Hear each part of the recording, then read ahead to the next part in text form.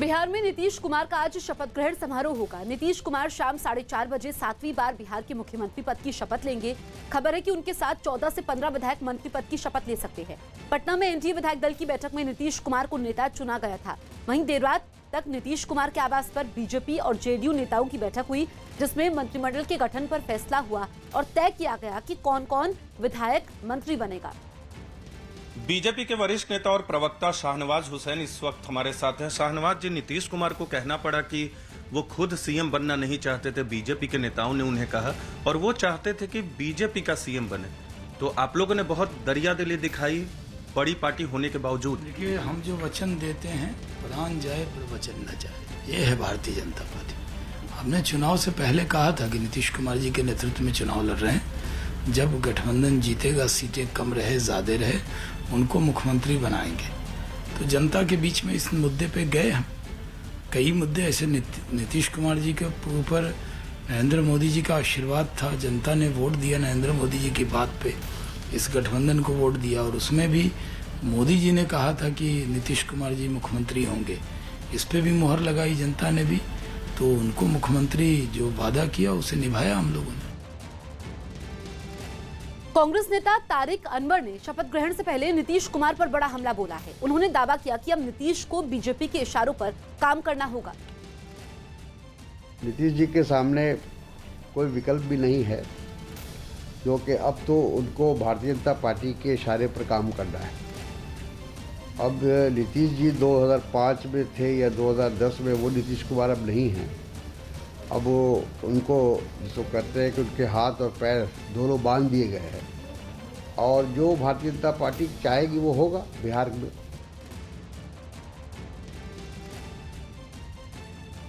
कांग्रेस ने तो नीतीश कुमार पर हमला बोला है, लेकिन आज नीतीश कुमार मुख्यमंत्री पद की शपथ लेंगे और शाम 4:30 बजे ये समारोह होगा। इससे पहले देर रात तक नीतीश कुमार के आवास पर बीजेपी और जेडीयू नेताओं की बैठक चलती रही, और माना यह भी जा रहा है कि नीतीश कुमार के साथ 2 उप मुख्यमंत्री बन सकते हैं, एक महिला उप मुख्यमंत्री बन सकती हैं, और तारकिशोर का नाम सामने आ रहा है, लेकिन अभी तक इस पर औपचारिक ऐलान नहीं हुआ है। आज ही ये तय होगा, लेकिन शाम 4:30 बजे शपथ ग्रहण समारोह है। इसको लेकर के तैयारियां भी पूरी हो चुकी हैं, और इससे पहले नीतीश कुमार ने यह कहा था कि वो मुख्यमंत्री नहीं बनना चाहते हैं, लेकिन बीजेपी ये कह रही है कि जो चीज पहले से तय थी, क्योंकि बीजेपी को ज्यादा सीटें मिली हैं जेडीयू के मुकाबले, और अब विपक्ष ये कह रहा है कि नीतीश बीजेपी के इशारे पर काम करेंगे। साथ ही साथ खबर यह भी है कि नीतीश कुमार के साथ 14 से 15 विधायक मंत्री पद की शपथ ले सकते हैं, जिनमें कुछ के नाम सामने भी आए हैं। लेकिन आज शाम 4:30 बजे नीतीश कुमार के साथ उनका मंत्रिमंडल भी शपथ लेगा, और उनके मंत्रिमंडल में 14 से 15 मंत्री हो सकते हैं। न्यूज 18 के अभिषेक पांडे की खबर के मुताबिक तारकिशोर प्रसाद बिहार के डिप्टी सीएम बन सकते हैं। वहीं तारकिशोर प्रसाद ने न्यूज 18 से खास बातचीत में दावा किया कि वो बिहार में एनडीए को मजबूत करने के लिए काम करते रहेंगे, और बिहार में इस बार 2 डिप्टी सीएम बन सकते हैं। तारकिशोर प्रसाद के मुताबिक एक महिला भी डिप्टी सीएम बन सकती है। वहीं खबर है कि सुशील मोदी को रामविलास पासवान के निधन से खाली सीट पर राज्यसभा भेजा जा सकता है। विधानमंडल दल के जो नेता हैं, उप मुख्यमंत्री वही चुने जाते हैं, तो क्या मैं ये मानूं कि मैं बिहार के अगले उप मुख्यमंत्री से बात कर रहा हूँ? देखिए, इस पर अभी मैं कोई टिप्पणी नहीं करूँगा, क्योंकि यह निर्णय नेतृत्व को करना है। नेतृत्व का मंथन और चिंतन चल रहा है, और फिर कल जिस दायित्व की घोषणा होगी उस दायित्व में फिर रहेंगे। अभी तक आपको किसी तरह का कोई हिंट नहीं मिला ऊपर से? नहीं, ये सब अभी मंथन के दौर में है, वो संकेत मिले हैं। आखिरी सवाल, 2 उप मुख्यमंत्री बनाए जाने के बाद भाजपा के अंदर चल रही ऐसी कोई बात है? नहीं, हो सकता है। जैसा लग रहा है कि महिलाओं की बड़ी भूमिका है इस सरकार के निर्माण में, भारतीय जनता पार्टी के निर्माण में, तो कोई एक महिला भी हो सकती हैं। लेकिन ये रेणु देवी जी भी बन सकती हैं ये, लेकिन अंततः नेतृत्व को तय करना है। कटिहार के विधायक तारकिशोर प्रसाद को बिहार बीजेपी विधानमंडल दल का नेता चुना गया है। साथ ही उनका नाम डिप्टी सीएम पद के लिए भी आगे चल रहा है, जिसके बाद उनके परिवार में खुशी की लहर दौड़ गई। तारकिशोर की पत्नी, उनकी बहू और माता पिता बेहद खुश हैं। उनके पूरे परिवार ने दावा किया कि तारकिशोर को जो भी जिम्मेदारी मिली है या मिलेगी, वो उसको पूरी ईमानदारी से निभाएंगे। तारकेश्वर प्रसाद जो कटिहार विधायक है वो जीत चुके हैं और उनको एक बड़ी जिम्मेदारी मिल रही है। आप देख सकते हैं उनके ये आवास है और उनके घर के लोग हैं, यहाँ खुशी के दिया जल रहा है और जो बड़ी जिम्मेदारी की चर्चा है उसके बाद घर के लोग काफ़ी खुश हैं। हमारे साथ उनकी धर्मपत्नी हैं जो अक्सर उनके बारे में काफ़ी कुछ बता पाएंगे। क्या चर्चा है, जो बड़ी जिम्मेदारी की चर्चा है बिहार में, कैसे संभाल पाएंगे, क्या लगता है? क्या है, संभाल का ना पाएंगे। अच्छा, बहुत अच्छा संभालेंगे। लंबा दिन से राजनीति में रहे हैं, हाँ, घर में कम समय दे पाए, घर में क्या माहौल रहता था? घर में बहुत अच्छा माहौल है, घर में ठीक ठाक है, बहुत अच्छा। क्या सुने हैं आप, सुने क्या है? सुने अच्छा संभालेंगे और क्या सुने।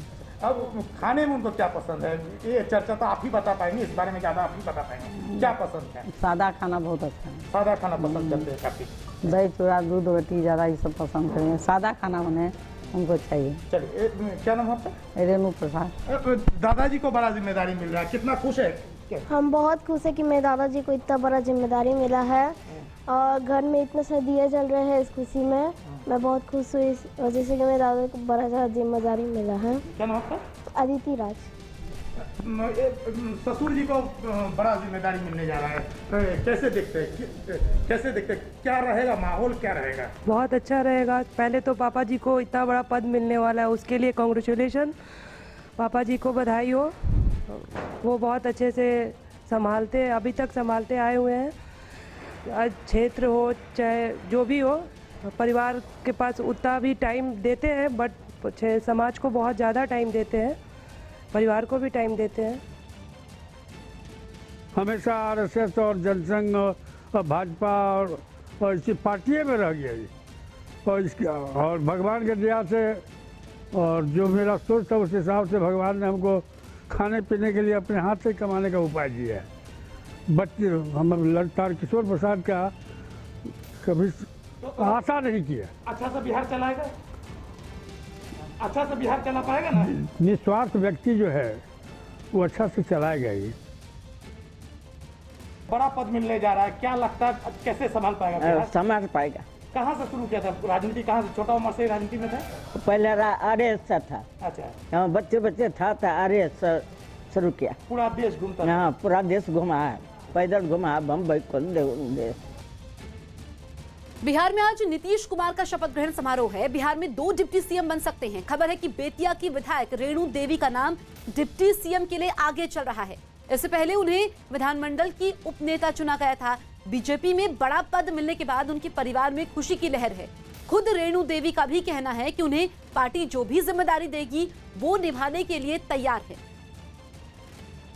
उप मुख्यमंत्री के नाम में तारकेश्वर प्रसाद जी के बाद आपका नाम है और आप क्या सोचती हैं ये निभाने लायक? इसके बारे में पता नहीं है भाई साहब, मुझे इस बारे में कोई भी जानकारी नहीं है। मैं आपके टीवी चैनल को, मुझे लोगों ने जब फ़ोन किया है तो मैं टीवी चैनल को देख रही हूँ और जब तक हमारी पार्टी का आदेश नहीं आता है तब तक हम लोग कुछ कह भी नहीं सकते। ऐसे पद लेने के लिए आप तैयार हैं? देखिए, पार्टी का जो आदेश होता है उसको हम लोग मानते हैं, पार्टी का बिना आदेश हम लोग नहीं मानते हैं, क्योंकि एक कार्यकर्ता को क्या चाहिए, हम लोग तो कार्यकर्ता हमेशा काम करता है और जो भी काम की जिम्मेदारी मिलती है उसको हम लोग बखूबी निभाते हैं। अभी मैं रेणु देवी के आवास पे खड़ा हूँ। आप देख सकते हैं कि उनके घर के लोग और जो समर्थक हैं वो काफ़ी संख्या में यहाँ मौजूद हैं और इन लोगों में खुशी का भी माहौल है। उनके जो पुत्र हैं संतोष जी, हम उनसे जानना चाहेंगे कितनी खुशी है, क्या कुछ लग रहा है आपको? जी, खुशी का माहौल तो हम सभी कार्यकर्ताओं को है और बेतिया मझौलिया की जनता को हम लोग प्रणाम करते हैं। सबसे पहले मैं जितने भी विधायक हैं और अपने जो सांसद जी हैं, संजय जायसवाल जी प्रदेश अध्यक्ष जी हैं, उनको भी मैं प्रणाम करता हूं कि उन्होंने विश्वास ये करके और मौका दिया, ये 5वीं बार मौका दिया और उन्होंने काफ़ी मदद किया। उनके परिवार वालों ने भी काफ़ी मदद किया। उनके जितने भी कार्यकर्ता थे, चाहे भाजपा के हो या उनके जो सगे संबंधी भी थे, वो सभी कोई लगे हुए थे। उसके लिए मैं सभी कोई को प्रणाम करता हूँ। आरजेडी नेता शिवानंद तिवारी ने कांग्रेस पर बड़ा हमला बोला है। उन्होंने आरोप लगाया कि बिहार में चुनाव सरगर्मी में तेज थी और राहुल गांधी शिमला में प्रियंका गांधी के घर पिकनिक मना रहे थे। आरजेडी नेता ने आगे आरोप लगाया कि महागठबंधन के लिए कांग्रेस बाधा बन गई और राहुल गांधी की कार्यशैली की वजह से बीजेपी को मदद मिली। कांग्रेस जो है महागठबंधन के पैर में जंजीर बन गई। अब 70 उम्मीदवार कांग्रेस के लड़े और कांग्रेस ने 70 सभा भी नहीं किया। राहुल गांधी 3 दिन के लिए आए, एक दिन में 2 सभाएं उन्होंने की। प्रियंका जी का दर्शन नहीं हुआ। या यहाँ जो है यहाँ चुनाव हो रहा है, राहुल गांधी जो है प्रियंका जी के साथ जाकर के मैंने शिमला में उनके घर पर पिकनिक मना रहे हैं। इस तरह से पार्टी चलती है क्या? आप जो है आरोप तो ये लग सकता है कि भाई कांग्रेस पार्टी जो है जिस ढंग से अपना कारोबार चला रही है उससे भारतीय जनता पार्टी को मदद मिल रही है। आरजेडी नेता शिवानंद तिवारी के कांग्रेस पर हमले के बाद केंद्रीय मंत्री गिरिराज सिंह ने तंज कसा। उन्होंने ट्वीट में लिखा, राहुल गांधी के बारे में बिहार में महागठबंधन के सहयोगी पार्टी आरजेडी के वरिष्ठ नेता शिवानंद तिवारी कहते हैं कि राहुल गांधी नॉन सीरियस पर्यटक राजनेता है। शिवानंद तो राहुल को ओबामा से ज्यादा जानने लगे हैं, फिर भी कांग्रेस चुप क्यों है? सारागढ़ी युद्ध के नायक ईश्वर सिंह की प्रतिमा लंदन में लगाने की तैयारी है। न्यूज 18 के शैलेंद्र वांगू की रिपोर्ट है कि 12 सितंबर 1897 की सारागढ़ी लड़ाई में शहीद हुए हवलदार ईश्वर सिंह को सम्मान देने के लिए उनकी 9 फीट ऊंची प्रतिमा लंदन में लगाने का प्लान है, जिसका जिम्मा वुल्वरहैम्पटन सिटी के काउंसलर भूपिंदर सिंह ने उठाया है। खबर है कि ईश्वर सिंह की इस प्रतिमा को ब्रिटिश मूर्तिकार ल्यूक पेरी तैयार कर रहे हैं, जिसका अनावरण अगले साल 12 सितंबर को सारागढ़ी डे पर किया जाएगा, क्योंकि वहां पर हर साल 12 सितंबर को सारागढ़ी लड़ाई में शहीद हुए 21 सिख सैनिकों को श्रद्धांजलि देने के लिए सारागढ़ी डे मनाया जाता है। इस मूर्ति को लगाने का मकसद सारागढ़ी युद्ध के हीरो ईश्वर सिंह के बारे में दुनिया को बताना है। ਤੁਸੀਂ ਸਮਝ ਲਓ ਵੀ ਜਦੋਂ ਇਹ ਸਟੈਚੂ ਦੇਖਣਗੇ ਹੌਲਦਾਰ ਈਸ਼ਰ ਸਿੰਘ ਦਾ ਵੀ ਪੁੱਛਣਗੇ ਵੀ ਇਹ ਕੌਣ ਆ। दिल्ली में लगातार बढ़ते कोरोना के मामलों को देखते हुए गृह मंत्री अमित शाह ने समीक्षा बैठक की, जिसमें दिल्ली के मुख्यमंत्री अरविंद केजरीवाल, उपराज्यपाल अनिल बैजल और स्वास्थ्य मंत्री हर्षवर्धन शामिल हुए। बैठक में दिल्ली के हालात पर मंथन के बाद गृह मंत्री अमित शाह ने कई दिशा निर्देश दिए, जिसमें उन्होंने दिल्ली में टेस्ट दोगुने करने के आदेश दिए। साथ ही मेडिकल स्टाफ की कमी को देखते हुए केंद्रीय सशक्त पुलिस बलों से पैरा मेडिकल स्टाफ को भी दिल्ली लाया जाएगा। बैठक में कोविड अस्पतालों में बेड की संख्या बढ़ाने के भी निर्देश दिए गए। इसके साथ ही अमित शाह ने प्लाज्मा थेरेपी भी जारी रखने के निर्देश दिए हैं। कंटेनमेंट जोन, कॉन्टैक्ट ट्रेसिंग और क्वारंटीन की समीक्षा के निर्देश दिए गए। अमित शाह ने बैठक के बाद कई ट्वीट किए। पहले ट्वीट में उन्होंने लिखा कि आज बैठक में कई निर्देश दिए। सर्वप्रथम दिल्ली में RT-PCR टेस्ट में 2 गुना वृद्धि की जाएगी। दिल्ली में लैबों की क्षमता का अधिक से अधिक उपयोग करके जहां कोविड होने का खतरा ज्यादा है, वहां स्वास्थ्य मंत्रालय और ICMR की मोबाइल टेस्टिंग वैनों को तैनात किया जाएगा।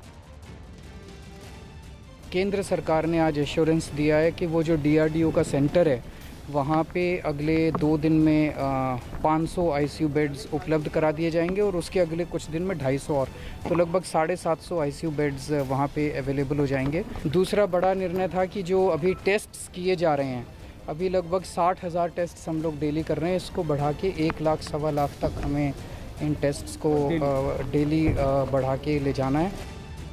मेक्सिको की राजधानी मेक्सिको सिटी में 7 महीने बाद कुश्ती फिर शुरू हो गई, लेकिन कोरोना काल के बदले माहौल में कुश्ती कराने का तरीका भी बदल गया। वहां महामारी के खतरे को देखते हुए ड्राइव इन कुश्ती का आयोजन किया गया।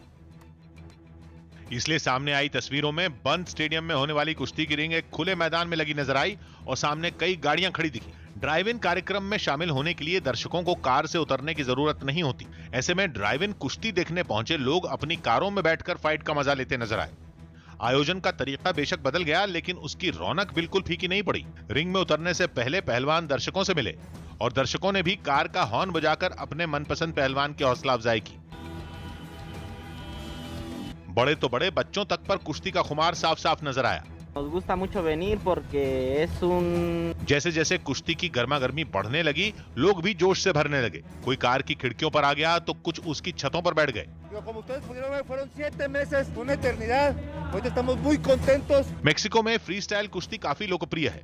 ऐसे में 7 महीने बाद जब इसका आयोजन किया गया तो लोग भी अच्छी खासी तादाद में वहां पहुंचे, लेकिन फिर भी सबके बीच 2 गज की दूरी बनी रही। ऐसा इसलिए क्योंकि ड्राइव इन कार्यक्रम होने की वजह से लोग अपनी गाड़ियों से नीचे उतरे ही नहीं, जिससे वो वहां पहुंचे दूसरे लोगों के संपर्क में नहीं आए। महाराष्ट्र में आज से सभी धार्मिक स्थल खुल गए हैं। महाराष्ट्र के मुख्यमंत्री उद्धव ठाकरे ने सभी धार्मिक स्थलों को खोलने की इजाजत दी थी, लेकिन आस्था के लिए धार्मिक स्थलों में जाने से पहले कोविड के नियमों का पालन करना होगा, यानी मास्क पहनना और सोशल डिस्टेंसिंग का पालन करना होगा। मंदिरों में प्रसाद और चढ़ावे पर पाबंदी रहेगी। महाराष्ट्र में करीब 8 महीने बाद धार्मिक स्थलों को खोला गया है, जिनकी काफी समय से खोलने की मांग चल रही थी। 8 महीने के लंबे अंतराल के बाद में 16 नवंबर को राज्य सरकार ने सभी धार्मिक स्थलों को खोलने की अनुमति दे दी है। रात 12 बजे माहिम दरगाह को भी इबादत के लिए खोल दिया गया है। इस समय हम माहिम दरगाह में हैं, जहां लोग इबादत करने के लिए पहुंच रहे हैं। गवर्नमेंट के दिए हुए सारे SOP को फॉलो किया जा रहा है। इस साथ हमारे साथ में माहिम दरगाह की इबादत करने हुए एक शख्स खड़े हैं। हम इनसे जानना चाहेंगे कैसा मतलब कैसी खुशी है सरकार ने करीब 8 महीने बाद में दरगाह और मस्जिदों मंदिरों को खोलने की जो अनुमति दी, उसके बारे में क्या कहेंगे आप?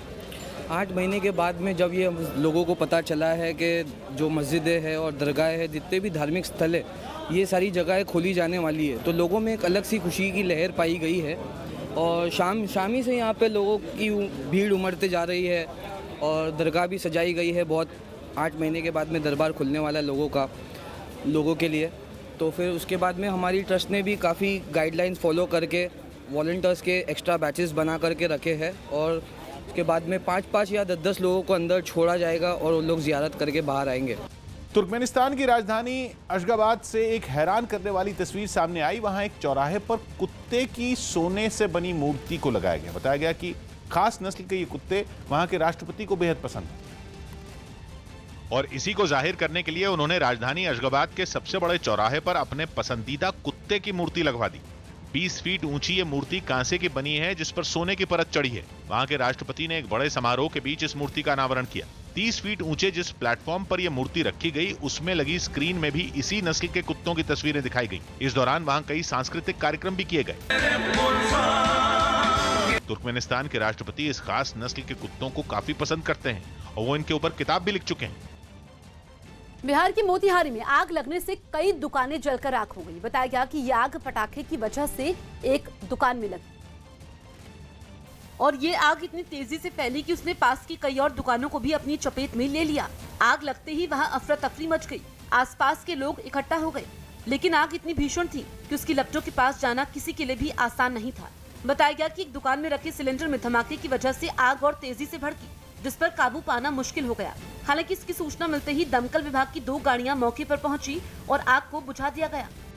अमेरिका के कैलिफोर्निया में एक छोटा विमान क्रैश हो गया, जिसमें उसके पायलट की मौत हो गई। यह हादसा विमान का इंजन फेल होने की वजह से हुआ और लैंडिंग से पहले वो एयरपोर्ट के पास बिजली के तारों से टकराकर नीचे गिर गया। विमान के नीचे गिरते ही उसमें भीषण आग लग गई, जिसकी डरा देने वाली लपटों ने आसपास रहने वाले लोगों को खौफ से भर दिया। हादसे वाली जगह से उठने वाले काले धुएं ने भी वहां के लोगों को डराने में कोई कसर बाकी नहीं छोड़ी। जिस जगह पर विमान गिरा, वहां पर कई गाड़ियां खड़ी थी, जिन्हें आग की खतरनाक लपटों ने अपनी चपेट में ले लिया और उन्हें भी जलाकर राख कर दिया। घटना की सूचना मिलते ही फायर ब्रिगेड की कई टीमें तुरंत मौके पर पहुंच गईं और उन्होंने जल्द ही आग बुझा ली।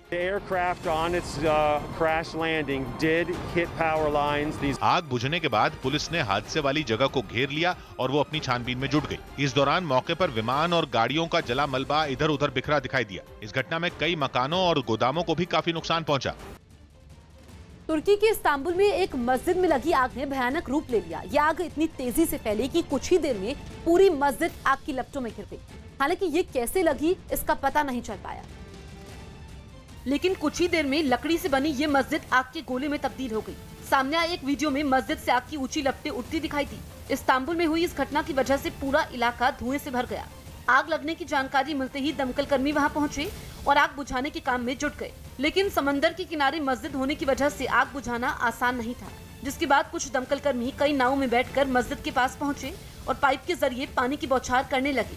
मस्जिद में लगी ये आग पास के जंगलों में न फैले, इसका भी ध्यान रखा गया। काफी कोशिश के बाद दमकल कर्मियों ने आग को बुझा दिया। चीन के माओमिंग से सांसें रोक देने वाला एक वीडियो सामने आया, जिसमें एक बच्चा हाईवे पर घुटनों के बल चलता हुआ पहुंच गया। इस बीच उस हाईवे से लगातार गाड़ियां गुजरती रही। आशंका जताई गई कि घर के सदस्यों की गैर मौजूदगी में वो वहां पहुंच गया, जिससे उसकी जान खतरे में पड़ गई, जिसका वीडियो भी सामने आया। जिसमें हाईवे के बीचों बीच वो नादान बच्चा बैठा दिखा। तभी सामने से आ रहा एक ट्रक उसके बेहद करीब पहुंच गया और उसके ड्राइवर के लिए इतने कम वक्त में ब्रेक लगाना मुश्किल हो गया। हालांकि उस ट्रक ड्राइवर ने सूझबूझ दिखाते हुए बच्चे को बचाने के लिए ट्रक को बाईं ओर मोड़ लिया, जिससे वो बच्चा बाल बाल बच गया। उसके कुछ ही देर बाद ट्रक के पीछे आ रहे एक कार सवार ने वहां गाड़ी रोकी और उस बच्चे के पास भागकर पहुंचा। उसने बच्चे को वहां से उठाकर सुरक्षित जगह पहुंचाया। आज की ताजा खबर जारी है। मैं हूं किशोर अजवाणी।